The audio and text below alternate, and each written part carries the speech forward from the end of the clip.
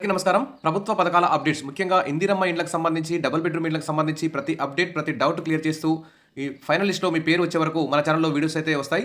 సూచనలు, సలహాలు అయితే వస్తాయి కాబట్టి వీడియోస్ అయితే లైక్ చేస్తూ ఉండండి. ఇక వివరాలకెళ్తే ఇందిరమ్మ ఇండ్లకు సంబంధించి తెలంగాణ ప్రభుత్వం అయితే చాలా ఆలస్యం అయితే చేస్తుంది.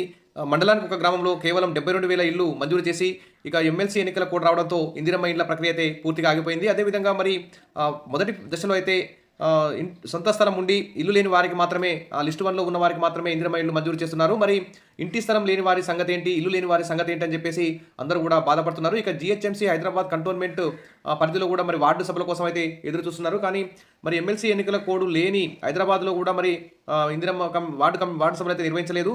మొత్తానికైతే మార్చి 2వ వారంలో అంటే మార్చి 10 తేదీ తర్వాత ఖచ్చితంగా ఇందిరమ్మ ఇండ్లకు సంబంధించి జీహెచ్ఎంసీ హైదరాబాద్ పరిధిలో వార్డు సభలు నిర్వహించే అవకాశం ఉన్నట్టు తెలుస్తోంది. ఇప్పటికే హైదరాబాద్లో కూడా దాదాపు ఇందిరమ్మ ఇండ్ల ఇంటింటి సర్వే కూడా దాదాపు పూర్తయింది. కానీ మరి ఇంతవరకు అయితే వార్డు సభల కోసం అయితే ఎదురు చూస్తున్నారు. మరి మార్చి 2వ వారంలో ఖచ్చితంగా హైదరాబాద్ జీహెచ్ఎంసీ వార్డు సభలు నిర్వహించే అవకాశం ఉంది. ముఖ్యంగా హైదరాబాదు, జీహెచ్ఎంసీ మరియు పట్టణ ప్రాంతాల్లో కార్పొరేషన్ల, మున్సిపాలిటీల పరిధిలో అయితే చాలా మందికి అయితే సొంత స్థలం లేదు. మరి ప్రభుత్వం ఏమో సొంత స్థలం ఉన్న వారికి మొదటి దశలో ఇల్లు ఇస్తుంది కాబట్టి మరి స్థలం లేని పేదలకు గూడేదంటూ ఇక్కడ మనం అందరూ కూడా ఆందోళన చెందుతున్నారు. గ్రామీణ ప్రాంతాల్లో ఇల్లు లేని నిరుపేదలకు ప్రభుత్వం ఇందిరమ్మ ఇళ్ల పథకం ద్వారా ఇంటిని కట్టించేందుకు ముందుకొస్తుండగా మరి పట్టణాలు, హైదరాబాద్ జీహెచ్ఎంసీ పరిధిలో అయితే స్థలాలు లేని వారు, పక్కా ఇల్లు లేని వారంతా గందరగోళానికి గురవుతున్నారు. మొదటి విడతలో నియోజకవర్గానికి 3,500 ఇళ్లను కేటాయించనున్నారు. నియోజకవర్గానికి పల్లెటూరులో 70% మందికి స్థలాలు ఉండగా పట్టణాలు, నగరాల్లో జీహెచ్ఎంసీ పరిధిలో అయితే దానికి భిన్నంగా సొంత స్థలాలు లేని వాళ్ళే ఎక్కువ మంది ఉన్నారు. అద్దె ఇళ్లలో నివాసం ఉంటూ శాశ్వత నివాసం వస్తుందని ఆశపడిన వారికి మరి ఇప్పుడు నిరాశ ఎదురైందని చెప్పేసి 3 దశల్లో ఇందిరమ్మ ఇళ్ల పథకంలో దరఖాస్తులు వడబోసి విభజించారు. మొదటి విడతలో స్థలం ఉన్న వారికి ప్రాధాన్యత ఇస్తామని ప్రభుత్వం చెప్పడంతో మరి ఇందిరమ్మ ఇళ్ల కోసం అప్లై చేసుకున్న వారందరూ కూడా ఆందోళన చెందుతున్నారు. ఇక మున్సిపాలిటీలు, పట్టణాలు, జీహెచ్ఎంసీ పరిధిలో అయితే స్థలం లేని వారే ఎక్కువగా ఉన్నారు కాబట్టి పేద మధ్యతరగతి ప్రజలు సొంతింటి కలగానే మిగిలిపోతుందని బాధపడుతున్నారు. తీరా జాబితాలు తయారు చేసి వేరు చేయడంతో ఇప్పట్లో పక్కా ఇల్లు లేనట్లుగా భావించాల్సి వస్తుందని చెప్తున్నారు. నగరంలో పలుచోట్ల గుడిసెల్లో నివాసం ఉంటున్నారు.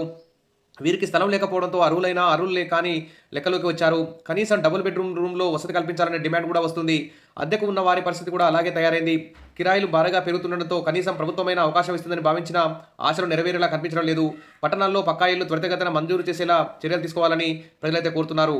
మరి సొంతంగా ఇంటి స్థలం ఉండి నిర్మాణానికి దరఖాస్తు చేసుకున్న వారిని లిస్టు 1 విభాగం కింద గుర్తించి సర్వే సమయంలో ఆ స్థలాన్ని జియో ట్యాగింగ్ చేశారు. మరి సొంత స్థలం లేని వారిని లిస్టు 2 జాబితాలో చేర్చారు. వారికి స్థలంతో పాటు ఇంటి నిర్మాణానికి 5 లక్షలు కేటాయిస్తామని చెప్పారు. కిరాయికున్న వారు సొంత ఇల్లు ఉండి ఇందిరమ్మ ఇంటి కోసం దరఖాస్తు చేసుకున్న వారిని లిస్టు 3లో ఉంచారు. ఈ విధంగా మరి హైదరాబాద్ జీహెచ్ఎంసీ పరిధి మరి పట్టణ ప్రాంతాల్లో గత ప్రభుత్వంలో మంజూరై నిర్మాణం మధ్యలో ఆగిపోయిన డబుల్ బెడ్రూమ్ ఇళ్ళనైనా కేటాయించాలని చెప్పేసి లిస్టు 2 వారికి కేటాయించాలని చెప్పేసి కోరుతున్నారు.